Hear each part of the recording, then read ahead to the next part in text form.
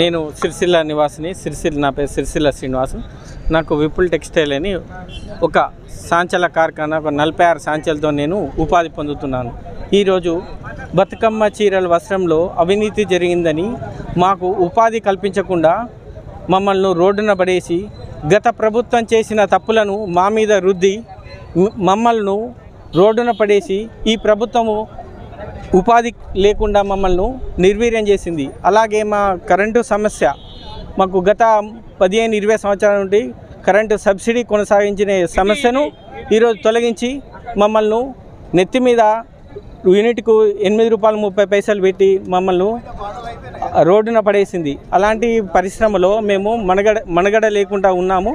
ఈరోజు మాకు కరెంటు సబ్సిడీని కొనసాగించి మా వస్త్ర పరిశ్రమను ఆదుకోవాలి. అలాగే గత ప్రభుత్వము పెండింగ్ బకాయిలు విడుదల చేయాల్సిందని మనవి చేస్తున్నాం.